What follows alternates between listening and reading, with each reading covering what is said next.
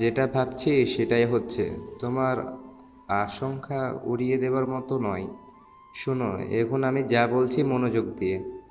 এরপর আদিব ফোনের অপর পাশে থাকা ব্যক্তিকে কিছু বলে ফোনটা রেখে দেয়। আদিব টেনশনে পড়ে যায় কিছু একটা নিয়ে। কী নিয়ে টেনশনে পড়ে যায় তা আমরা গল্পেই জানতে পারবো। চলুন গল্পে ফিরে আসা যাক।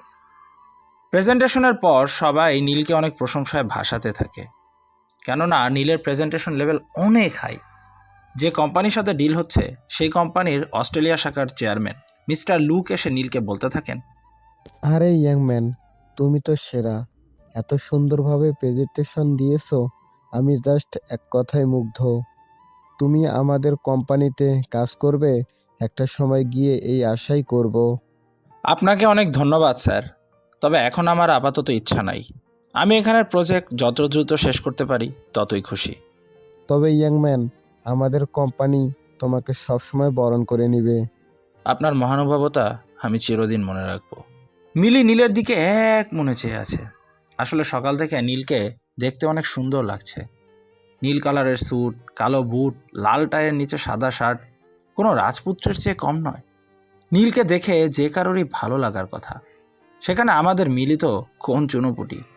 নীলের গেট আপ সেখানে উপস্থিত থাকা ইয়ং রমণীদের এড়িয়ে যায়নি। নীলের দিকে আরেকজন মেয়ে এগিয়ে আসে। সে মূলত মিস্টার লুকের মেয়ে এলিনা। এলিনা এসে তাকে বলে, আরে হ্যান্ডসাম, তুমি এত চুজ কেন? তোমার কণ্ঠে মনে হচ্ছে জাদু আছে। তুমি এত কিউট কেন? এরকম আরও অনেক কথা বলে এলিনা নীলকে প্রশংসা করছে। কিন্তু বাংলায় একটা কথা আছে না, কারো সামনে প্রশংসা করলে অপরপক্ষেও জ্বলাতন শুরু হয়। ঠিকই ভাবছেন। মিস মিলি খন্দকার সাইমার মনেও আগুন জ্বলছে নীলের সাথে এলিনা কথা বলছে এটা দেখে। মিলি বেশ ক্ষুব্ধ হয়, এটা তার আচরণেই বোঝা যাচ্ছে। কিন্তু এটা ফর্মাল পরিবেশ। এখানে যদি নীলের সাথে খারাপ আচরণ করে সবাই সেটা বাজেভাবে দেখবে। তাই সে চুপচাপ নীলের কাজ পর্যবেক্ষণ করতে লাগে।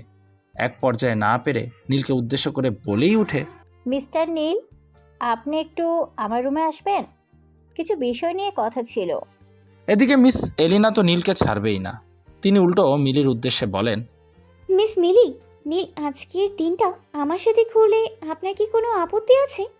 আসলে আমি চাইছিলাম নীলকে এই সিডনি শহরটা একটু ঘুরিয়ে দেখাতে। মিস এলিনা আসলে মিস্টার নীলকে কিছু জিনিস বুঝিয়ে দেওয়া ছিল তো। আচ্ছা, যদি তারা হয়েই থাকে তাহলে নীল আপনার সাথেই যাক। এলিনা অভয় দেয়াতে নীলও ওখান থেকে সরে দাঁড়ালো। নীল মিলির সাথে তার রুমের দিকে যাচ্ছে।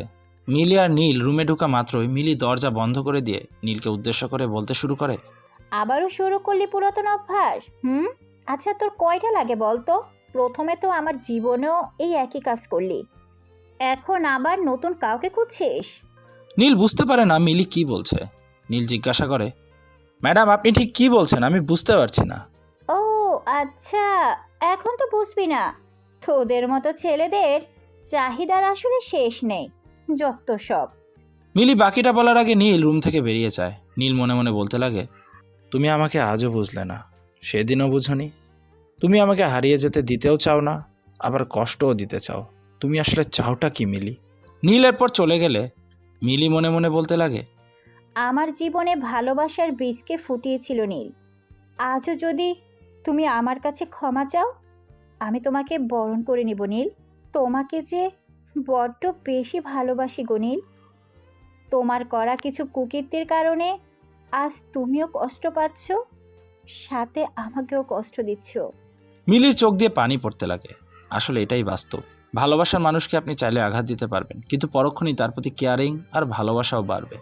সাথে নিজের মনে আসবে অনুশোচনা, কেননা আপনি তাকে কষ্ট দিয়েছেন। মিলির ক্ষেত্রেও ব্যতিক্রম ঘটেনি। তার ভালোবাসার মানুষ হচ্ছে নীল। কেন তাদের মধ্যে আজ দেয়াল বাধা হয়ে দাঁড়িয়েছে, কেন তাদের ভালোবাসা পূর্ণতা পাচ্ছে না, সেটার উত্তর হয়তো কেউ জানে না। অন্যদিকে আদিব কারোর সাথে একটা রেস্টুরেন্টে দেখা করে। আদিবের সাথে একটা মেয়ে দেখা করতে আসে। মেয়েটার মুখে মাস্ক, পরনে কালো জামা। আদিব মেয়েটাকে উদ্দেশ্য করে বলতে লাগে, হেনা, তুমি যে এখানে এসেছো কেউ কি জানে? হ্যাঁ ঠিক ধরেছেন। সেদিনের ফোনের রহস্যময়ী ব্যক্তিও ছিল হেনা নিচে। হেনা আদিবকে উদ্দেশ্য করে বলে, শোনো আদিপ, তুমি আমার সম্পর্কে জানো আমি কোনো কাঁচা কাজ করি না। সেটা না হয় বুঝলাম, কিন্তু পরিস্থিতি অসুবিধার মনে হচ্ছে। মিলি মনে হয় আবারও নীলের প্রতি দুর্বল হচ্ছে। হয়েও লাভ নেই। নীলের অতীতের একটা কলঙ্ক এখনো লাগতে পারে। কিন্তু সময় যত গড়াচ্ছে মিলি ওর প্রতি আরও বেশি দুর্বল হচ্ছে। নীলকে আমার চাই, ও শুধু আমার আর কারো নয়। সেজন্য বলছি মিলি আস্তে আস্তে ওদের প্রতি দুর্বল হওয়ার আগেই আমাদের উচিত ওদের আলাদা করা। করব, তবে এখন নয়। ওদের ভেতর আর একটু রসায়ন জমে উঠুক। কিন্তু একটা কথা, রায়া জমতে গিয়ে যেন ওরা না হয় আবারও এক হয়ে যায়। আদিপ, তুমি খেপছো নাকি? আমি কি এতই কাঁচা কাজ করব? সে তুমি করবে না আমি জানি, তারপরও সাবধানের মাইরে নেই। আমাদের সাবধান থাকা দরকার। তুমি শুধু শুধু চিন্তা করছো। এরকম কিছুই হবে না, শুধু দেখে যাও কি হয়। আদিব আর হেনার কথা শেষ হয়। মূলত আদিব চায় মিলিকে আর হেনা চায় নীলকে। আপনাদের প্রশ্ন আসতে পারে, এখানে কি কেবলই ভালোবাসা, নাকি ব্যক্তিগত স্বার্থ, নাকি অন্য কিছু? সব কিছুর উত্তর পাওয়া যাবে আদিব আর হেনার কর্মকাণ্ডের উপর নির্ভর করে। এদিকে নীল রাতে সমুদ্র সৈকতের তীরে একা একা হাঁটছে আর ভাবছে, মিলি কি আস্তে আস্তে আবারও আমার উপর দুর্বল হচ্ছে? না না, এটা কেন ভাবছি? এটা হওয়া সম্ভব নয়। এদিকে মিলিরও ভালো লাগছিল না কিছু, তাই জুলিকে সাথে নিয়ে সেও সমুদ্রে আসে একাকী সময় কাটাতে। জুলি মিলিকে উদ্দেশ্য করে বলে, আচ্ছা মিলি, আদিবকে তো আজ সারাদিন দেখলাম না। জিনিসটা আমিও খেয়াল করেছি। সকালে নীলের প্রেজেন্টেশনের পর আদিব সেই যে কিছু একটা বলে বেরিয়ে গেল, আর আদিবের কোনো খোঁজ নেই। আচ্ছা মিলি, নীল এত ভালো কাজ পারে কিভাবে বলতো? ও যখন আমাদের সাথে ছিল পড়াশোনায় তো ডাব্বা ছিল, কিছুই পারতো না। সময় ও পরিস্থিতি সব সময় এক থাকে না রে দোস্ত। এটা অবশ্য ঠিক বলেছিস। আচ্ছা দোস্ত, তুই থাক, আমি একটু স্যান্ডেলটা চেঞ্জ করে আসি। আচ্ছা যা। জুলি চলে যাবার পর মিলি আবারও হাঁটতে লাগে। হাঁটতে হাঁটতে ও সামনে দেখে কিছু ছেলেপেলে নেশা করছে এবং ওর দিকে অস্বাভাবিক দৃষ্টিতে তাকিয়ে আছে। ও কিছুটা ঢোক গিলল। ও পেছন ফিরে দৌড় শুরু করলো। এদিকে নেশাগ্রস্ত ছেলেগুলোও ওর পিছনে দৌড়াতে দৌড়াতে একসময় ওকে ধরেই ফেলে। এরপর ওরা মিলিকে ওদের ডেরায় নিয়ে যায়, সমুদ্র থেকে পাহাড়ের ভেতর। বলা যায় পাহাড়ি এলাকা ও বন জঙ্গলের ভেতর তাদের যে ডেরা আছে সেখানে। তাদের বস বলে, আরে মালটা তো সেই। বস, দ্রুত শুরু করুন, আর যে তোর সইছে না। আরে দাঁড়া দাঁড়া, মালটার সব কিছু ভালোভাবে দেখে নি। সবাই লোলুপ দৃষ্টিতে তাকিয়ে থাকে মিলির দিকে। মিলি সবার দিকে হাত জোর করে অনুরোধ করে, তোমাদের পায়ে পড়ছি, প্লিজ আমার এমন সর্বনাশ করো না। চুপ শালি, আজ এতদিন পর তোকে পেয়েছি, এত সহজে ছেড়ে দিব নাকি? আজ সব উসুল করব। মিলি তখন হাতের কাছে একটা ইট পেয়ে তা দিয়ে বসকে আঘাত করে পালাতে লাগে।